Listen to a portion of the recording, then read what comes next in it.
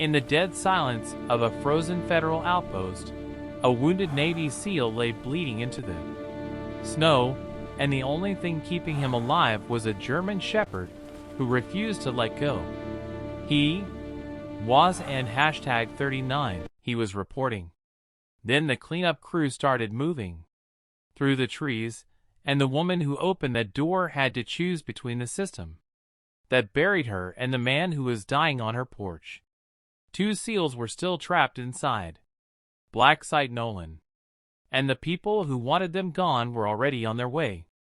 If you believe some bonds can end #39, TB bought or broken, say amen. Before we go into details, click subscribe, like and comment where you're watching from. I would be glad to know this story goes as far as Canada, all of the United States of America, Australia, Africa, and even the United Kingdom. So let me know where you are listening from. Let's begin. The relay station had been hers for 3 years, and in that time she had learned every sound it made. The generator cycled in a low, steady rhythm at night, a mechanical heartbeat that kept the encrypted dispatches flowing south, and the sensor array blinking green along the tree line. The floorboards in the east corridor creaked at the 3rd step and the 5th. The satellite dish groaned when the wind came from the northwest, a sound like old metal remembering what it was built to do. Victoria knew all of it. She had mapped the building the way she had once mapped case files, methodically, completely, until there was nothing left to surprise her. That was the point. She woke at 0530 every morning without an alarm. Made coffee in a press, not a machine. Fewer parts to break, fewer parts to fix.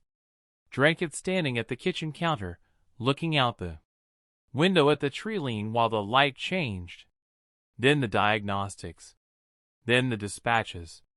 Then the perimeter walk, which took 42 minutes at pace and covered every sensor and access point the federal network required her to maintain. She logged each one, filed each report, kept the station the way the Bureau expected it kept, clean, functional, invisible. No one called. Not socially. The communication protocols were task-specific, and Victoria had long since stopped pretending that the silence between assignments was anything other than what it was. A message. A clear and deliberate one, delivered not in words, but in the absence of them. She had been good at this work once. Better than good. The kind of agent who found the thread other people walked past, a discrepancy in a financial filing, a pattern in a surveillance log that didn't end #39. T matched the timeline. She had a gift for seeing what didn't end #39. T belonged, and for 3 years in the Bureau and #39's counterintelligence division, that gift had been valued. She had been on track for a senior posting. She had earned it. Then she found the file. It sat buried inside a case archive she was reviewing for a routine background check, a record of payments, redirected funds, and suppressed reports that pointed directly into the division she worked for. She didn't end #39. T go public. She didn't end #39. T leak it. She did exactly what the training manual said to do. She reported it through the proper chain. The chain swallowed it. Within 60 days, she was transferred. Within 90, the commendation was quietly removed from her file. The new posting came with no explanation and no appeal process, just a set of coordinates on a map and a set of instructions that made the message unmistakable. The Bureau didn't end #39. T need her to be brave anymore. It needed her to be far away. So Victoria built her fortress out of routine, and she kept it tight, and she kept it cold, and she told herself that was enough. For a while it was. She found him at the bottom of the slope, half submerged in a drift, and the dog was still holding him. Not carrying. Holding. Its jaws locked around the collar of the man and #39's jacket, body braced against the snow, a grip that spoke less of instinct and more of refusal. The man was face down. Still. The kind of still that could mean two things, and Victoria didn't and #39 waste time figuring out which one. She dropped to her knees beside him, turned him onto his back, and pressed two fingers into the side of his neck. Pulse. Ready. Fast. But there. She worked without speaking. Pulled the jacket open, and saw the wounds immediately, too.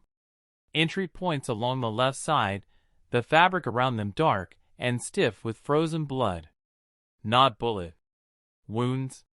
Too precise, too evenly spaced. Surgical.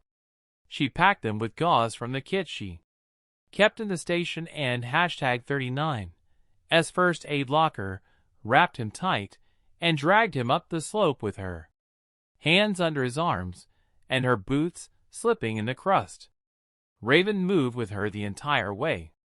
Not pulling, not pushing, just staying close. Flanking the man and #39's left side like it had done this 100 times before. Inside, she got him onto the cot in the east room. Stripped his boots. Checked for frostbite. Fingertips, toes, ears. Mild, survivable. She turned the station and #39's heating system to max, wrapped him in every blanket she owned, and set a pot of water on the stove to warm for a second round of wound packing once the blood flow stabilized. Then she sat back on her heels and let herself breathe for the first time since she and #39 opened the door. Raven sat at the foot of the cot. Not beside it. Not near it. At the foot, facing the door. Its body was perfectly still, ears forward. Weight distributed evenly across its haunches. The posture of something that had chosen a position and was not going to move from it until the situation changed. Victoria watched the dog for a long time. She had seen loyalty before. Dogs brought to crime scenes by their owners, frantic and confused. K9 units in the field, trained to heal and hold. She understood the bond. What she didn't and #39 understand was this, the deliberateness of it. Raven was and #39 guarding out of emotion. It was and #39 anxious, was and #39 pacing, was and #39 whining. It had placed itself between the man on the cot and the only exit in the room, and it was holding that line the way a sentry holds a post. Quiet. Certain. Awake. The generator hummed. The stove ticked. The wounded man breathed. And Victoria Hale, who had spent 3 years building a life that nothing could get into, sat on the floor of her own station and watched a dog hold a perimeter that no one had asked it to hold. Something in the math of it didn't and #39 add up. She intended to find out why. He came back at 0217. Not all the way. Not enough to open his eyes or move his hands. Just enough for his lips to part. And a sound to come out of him, dry, cracked, barely louder than the stove ticking in the next room. Victoria was on the floor beside the cot when it happened. She leaned in close, enough to feel the shallow heat of his breath against her ear. And Nolan, and one word. She didn't and #39 recognize it, not as a name, a place, or anything that belonged to a man. Bleeding out on a federal cot in the middle of nowhere. She was about to ask him again when his right hand moved, slow, deliberate, fingers closing around something he and hashtag 39 D been holding the whole time. A thumb drive. Black, military grade, no markings. He pushed it toward her with what looked like the last of his strength, and then his hand dropped, and he was gone again. Raven didn't and hashtag 39 T move from the foot of the cot. Victoria held the drive for a long moment, turning it over in her fingers. Then she walked to the terminal in the relay room, and plugged it in. The encryption was layered but not unbreakable, not to someone with her training in the Bureau and hashtag 39 S decryption tools still on the station and hashtag 39 S system. It took 11 minutes. What opened on the other side was not a single file. It was a folder.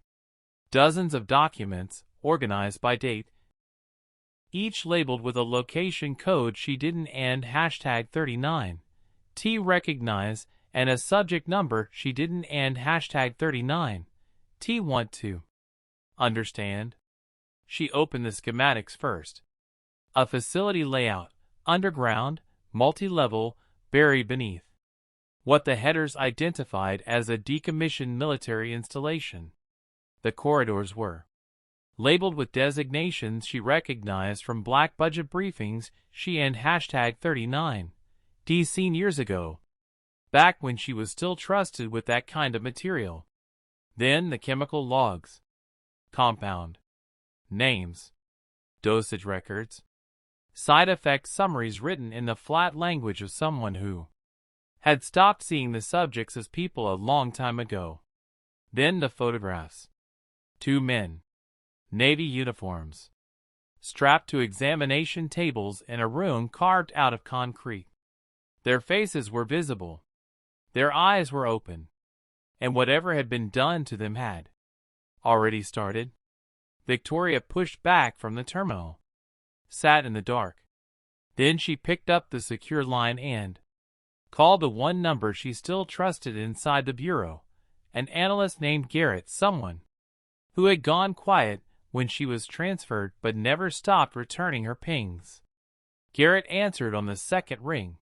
Victoria read him the file header, the location code, the subject numbers.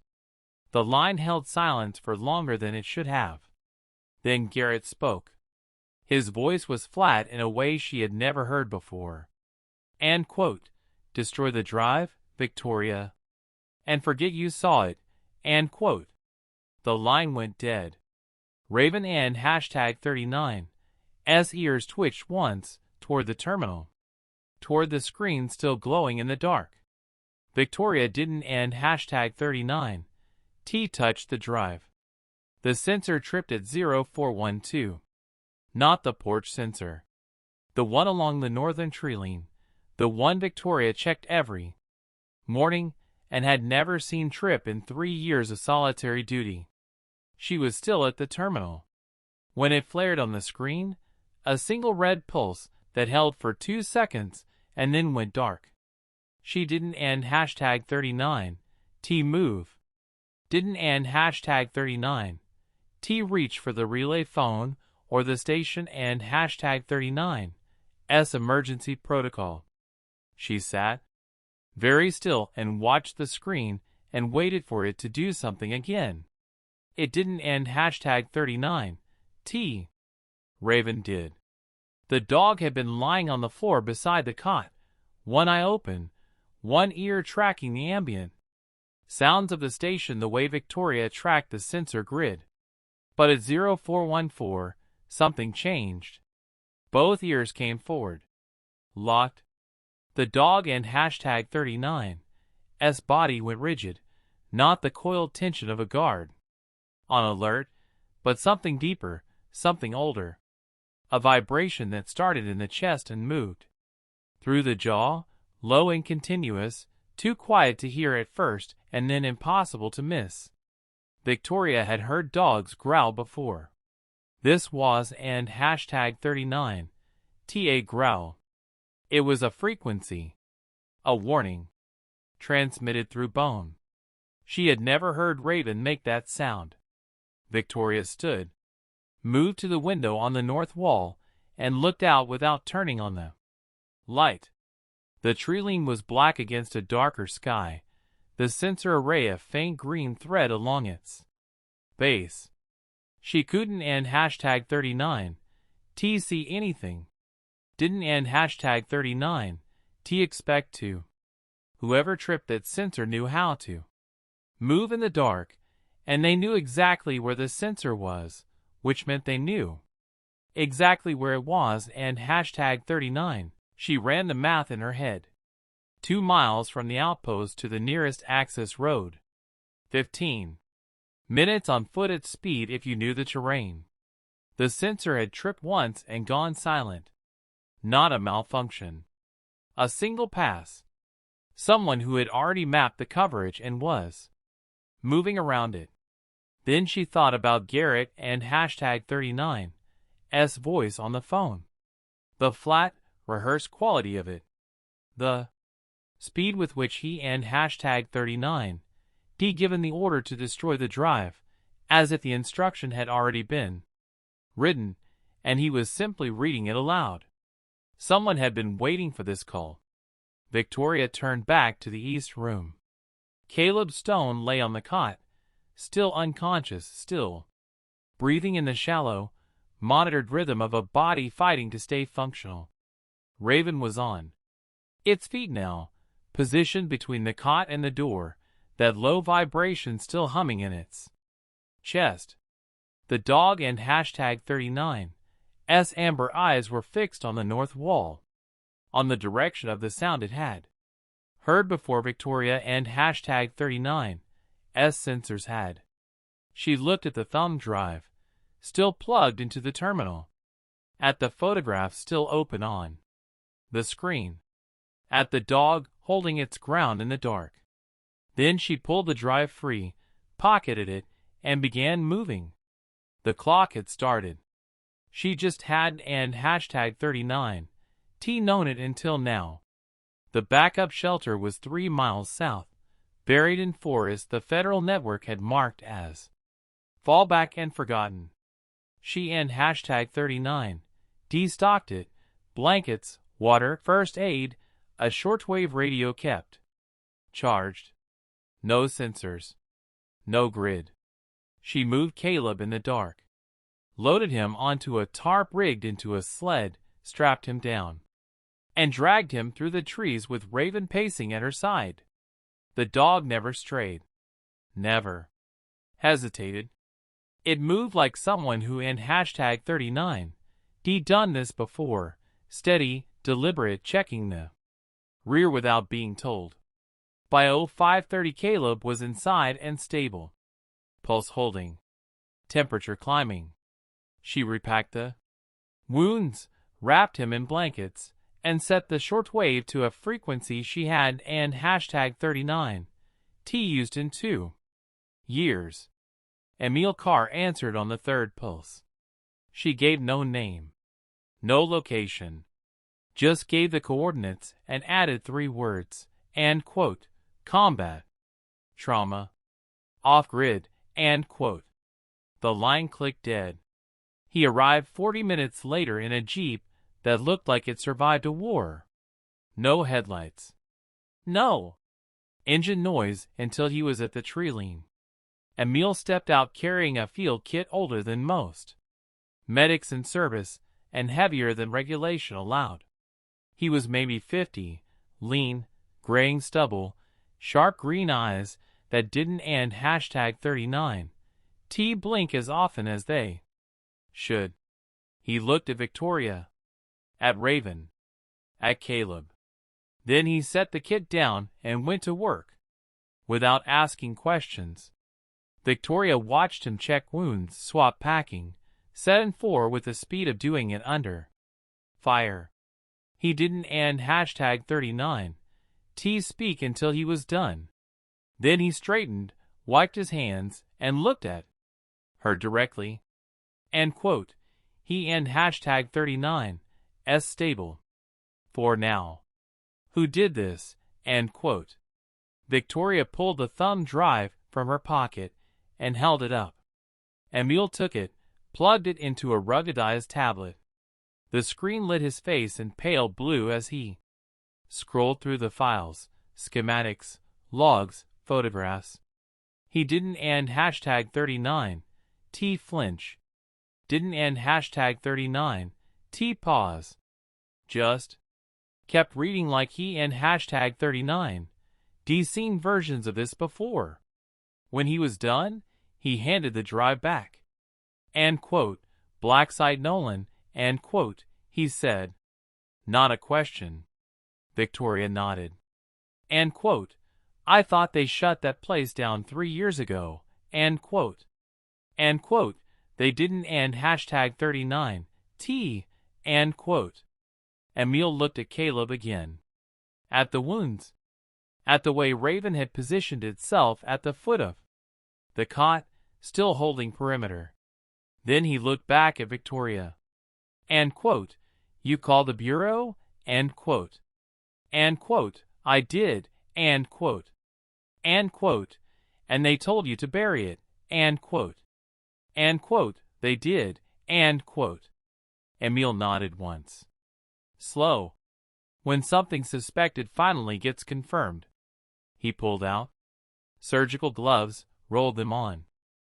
And quote, I and hashtag 39, V been inside places like Nolan, and quote, he said. And quote, I know what they do there. I know the people who run them, and quote. He snapped the second glove into place. And quote, so yeah. I and hashtag 39, LL help. Not out of duty. Not because it and hashtag 39, S right, and quote, his voice was flat. Cold. And quote, because I and hashtag 39, M. Done watching them get away with it. And quote. Raven and hashtag 39, S ears twitched once. Victoria didn't end hashtag 39. T asked what he and hashtag 39, D seen. She already knew enough. It started with the schematics. Victoria had the tablet open, scrolling through facility layout. Sublevel corridors. Service tunnels. Access points marked with codes she didn't and hashtag 39. T recognize. Raven was near the cot, head on its paws, one ear tracking Caleb and hashtag 39. S breathing. Then Victoria zoomed in on corridor B7, and Raven and hashtag 39. S head came up. Not slowly. The dog was on its feet in a second, moving toward the table with the same focus. Since dragging Caleb to her porch. It stopped beside her, eyes locked on the screen. On that corridor. Victoria froze. Watched. She scrolled to the next page. Ventilation schematic. Raven and hashtag 39. S ears flattened. It shifted weight. Turned toward the door, then back to the screen. Not recognition. Orientation. The dog was reading the layout like a map, exits, obstacles, routes. Sublevel 3. Chemical storage. Raven and hashtag 39. S body went rigid. That low vibration began humming. Not growl, not warning. A frequency. The sound something makes when it remembers a place it should and hashtag 39. Tia survived. Emil looked up from the cot. And quote, what is it? And quote. She kept scrolling, watching reactions. Corridor A2, no response. Service tunnel D9, ears. Forward body tense. Main lab on sublevel 2. The dog backed up 3 steps and held position, eyes locked on screen, but body saying that room is wrong. Then she understood. And quote, Raven was and hashtag 39. TA prisoner, and quote, she said. Flat. Clinical. The way she used to brief superiors when they still listened. And quote, it was part of the operation, and quote. Emil set the 4-bag down and crossed to the table. Looked at the dog. At the screen. At Victoria. And quote, handler and hashtag 39, as dog, and quote. Victoria pulled up a different file, the personnel roster. Scrolled through until she found it. Asterisk K9 unit. Asset designation Raven. Handler, Lieutenant Marcus Hale. Status, active, asterisk. She looked at the dog. The scars. The way it stood at attention, waiting for coordinates. And quote, Raven didn't and hashtag 39. Just see what happens inside Nolan, and quote, Victoria said. And quote, it knows how to get in, and quote. Emil reached down, ran a hand along Raven and hashtag 39's back, assessing. Fingers found scarred tissue. Places where something had gone deep and healed wrong, and quote, handler and hashtag 39, as dead, and quote, Emil said. Not a question. And quote, probably, and quote, Victoria closed the file. Opened the facility map again, showing the full network of corridors and sublevels Caleb had risked his life to document. And quote, but the dog and hashtag 39's still working. It brought Caleb to the one person within 50 miles who could read what was on that drive. And quote. She looked at Raven. The dog looked back. Amber eyes steady. Waiting. And quote. It didn't and hashtag 39. Bring him here to hide, and quote. Victoria said. And quote. It brought him here so someone would finish the mission, and quote. Emil straightened. Looked at the map. At the corridors and tunnels separating them from two Navy SEALs still strapped to tables in a place the government claimed didn't and hashtag 39 exist. And quote, then we better get started, and quote, he said. Victoria pulled a blank sheet of paper from her pack and began sketching. Raven sat beside her, eyes on the map, ears forward. Planning the breach. The call went out at 0800 on a frequency that didn't and hashtag 39 officially exist. Victoria sat with a shortwave dial to a channel she and hashtag 39 memorized 6 years ago and had and hashtag 39 touched since. The kind that bypassed federal routing and went straight to a phone in someone and hashtag 39's pocket, not on any network the Bureau could monitor. She waited through 3 pulses of static before the line clicked live. And quote, Reyes, and quote. One word. No preamble. No surprise. Danny Reyes had been answering calls like this for 20 years. The people who found this number didn't and hashtag 39 waste time on small talk. And quote, it and hashtag 39's hail, and quote. Silence. Just enough for Danny to place the name and decide whether to hang up. He kept listening. And quote, been a while, and quote, he said. And quote, it has, and quote. And quote, you still with the Bureau, and quote. And quote, on paper, and quote. Danny exhaled once. The sound of someone who understood exactly what that meant. Victoria had worked with him during counterintelligence, back when she was trusted with interagency work and Danny pretended to care about jurisdictions. Federal marshal and title only. In practice, he moved government assets 2 steps outside the system. And quote, what do you need? And quote, Danny asked. And quote, extraction transport. 2 passengers. Hot zone. Narrow window, and quote. And quote, how narrow, and quote. And quote, 48 hours. Maybe less, and quote. Danny was quiet. Calculating. She could hear him running logistics, routes, assets, exposure. When he spoke again, his voice was flat. And quote, location, and quote. Victoria gave him the coordinates. Not Black Site Nolan, the staging point 3 miles out that she and Emil had mapped. Close enough to move fast. Far enough to stay off radar. And quote, what in hashtag 39? As the target?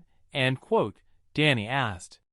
And quote, decommissioned military installation. Black budget. Still operational. And quote. And quote, you got proof? And quote. And quote, I do. And quote. And quote, Bureau know about this? And quote. And quote, they do. And quote. And quote, and quote. And quote, they told me to bury it.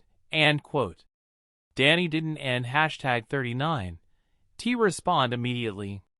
Victoria waited. Let him process. She knew what he was doing, running the same calculation she and hashtag 39. T run when Garrett told her to destroy the drive. Whether the system was still worth defending. The line stayed open. And quote, extraction only? And quote, Danny said. And quote, or are we pulling bodies out of there? And quote. And quote, 2 Navy SEALs. Alive. Still inside. And quote. And quote, Jesus. And quote. And quote, yeah. And quote. Danny paused. Then, and quote, you and hashtag 39, re-going in, and quote. A statement. Victoria didn't end hashtag 39. T bother confirming it.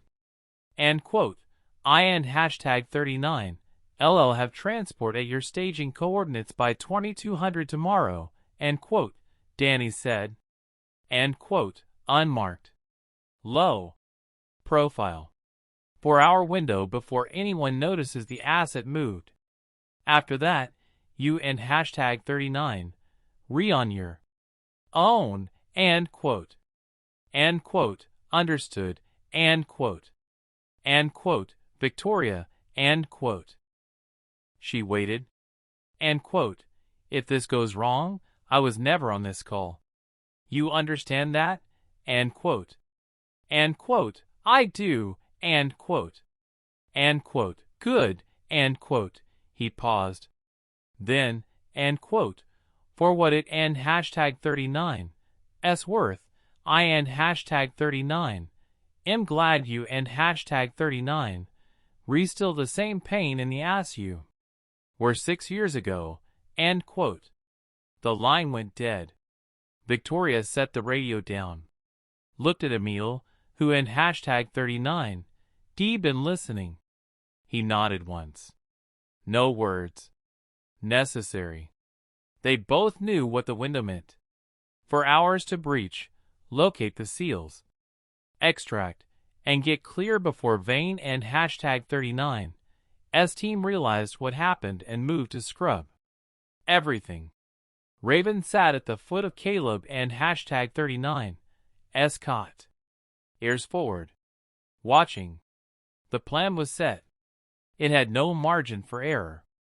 The access point was exactly where Caleb and hashtag 39.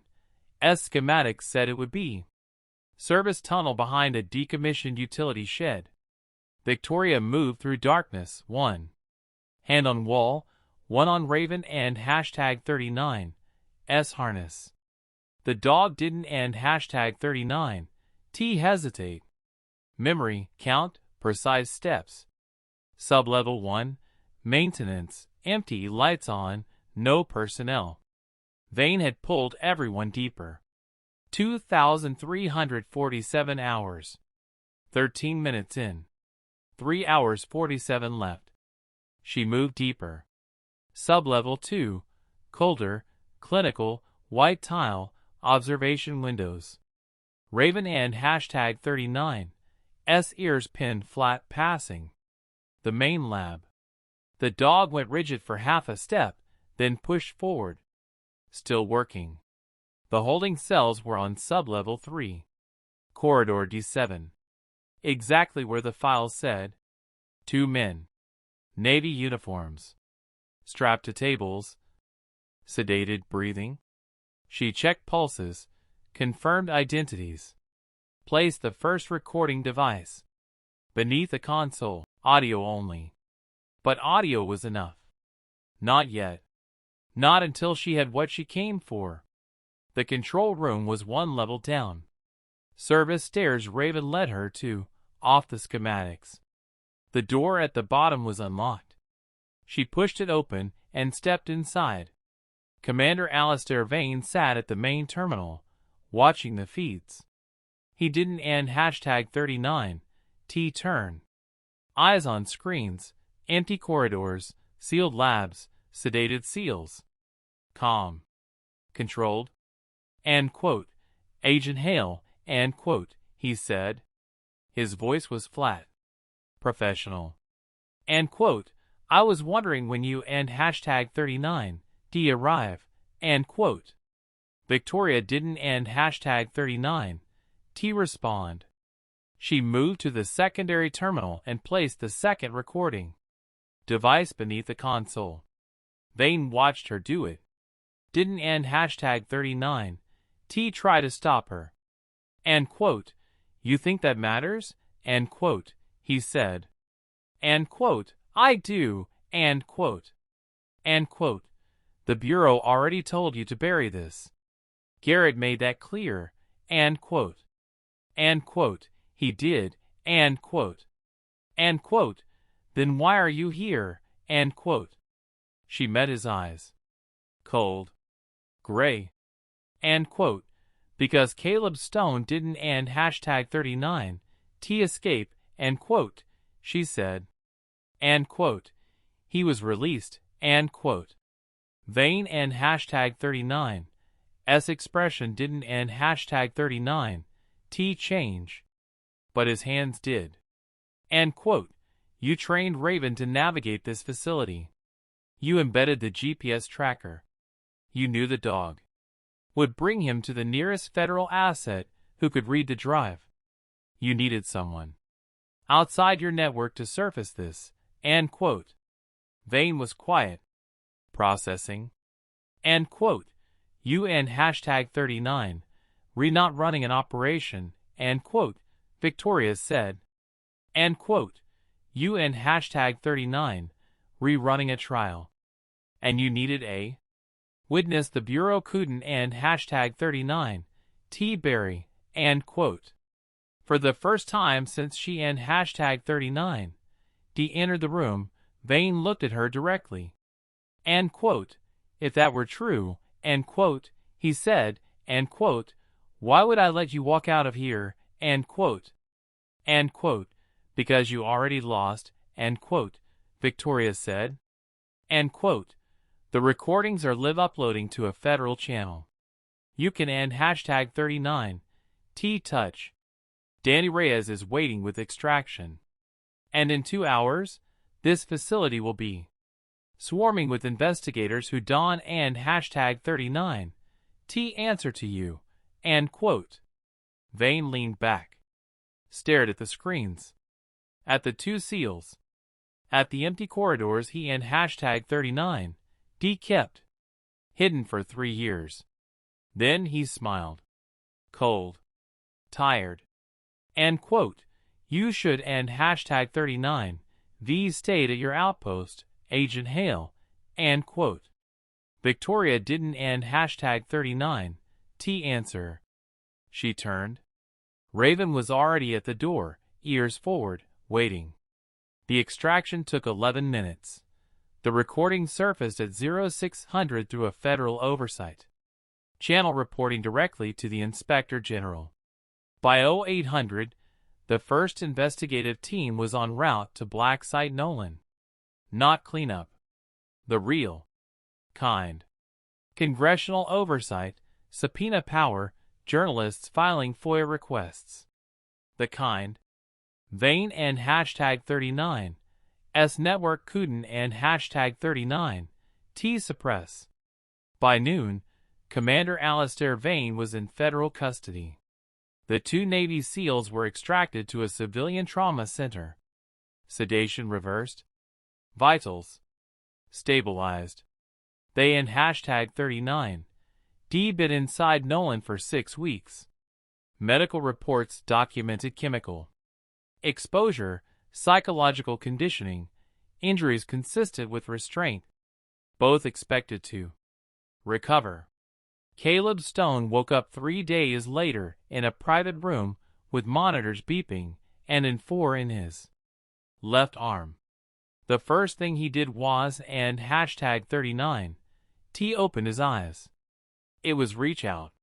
His hand moved across the bed, searching until it found fur. Raven pressed its head into his palm. Caleb and #39's eyes opened. He looked at the dog first. Not the room. Not the equipment. Just Raven. The dog that had dragged him through frozen ground and refused to stop until it found someone who could finish the mission. And quote, "Good dog," and quote, Caleb whispered. His voice was rough. Barely there. And quote, "Good dog," and quote. Raven and #39's tail moved once. Slow.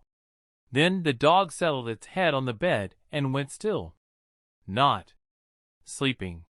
Guarding. Victoria arrived an hour later. She stood in the doorway watching. Caleb was sitting up, one hand on Raven and #39's back. He looked different than on the cot, cleaner, steadier, alive and away beyond breathing. When he saw her, he nodded once. She pulled a chair close. Saturday. They didn't and #39 say much. Caleb asked if the SEALs made it out. They did. Vane was in custody. The operation would be shut down. Then he looked at Raven again. At the scars. At the way the dog and #39's body angled between bed and door, still holding position. And quote, Raven and #39's handler, and quote, Caleb said. And quote, Lieutenant Marcus Hale. He was inside with us. Didn't and #39 make it out, and quote. Victoria nodded. The dog and #39's behavior had told her that much. A handler and #39's dog didn't and #39 operate alone unless it no longer had a handler. And quote, Raven stayed with him until the end, and quote, Caleb said. And quote, then it came for me, and quote. Victoria didn't and #39 respond. Nothing to say that the dog had and #39 already said by showing up on her porch at 0347 hours. Caleb reached down. Raven lifted its head. He ran a hand along the dog and #39's neck, finding the old scars Victoria had felt at the outpost. Then he looked at her. And quote, thank you, and quote, he said. Victoria met his eyes. Didn't and #39 look away. And quote, Dawn and #39 thanked me, and quote, she said. And quote, thank the dog, and quote. Caleb smiled. Small. Tired. Raven shifted. Moved from bedside to the space between Caleb and Victoria. Lowered itself. Carefully, laying its body across both their laps. Heavy. Warm. For the first time since the night it had walked through Victoria and #39's door with a dying man in tow. Raven stopped holding perimeter. The mission was complete. And the dog finally rested.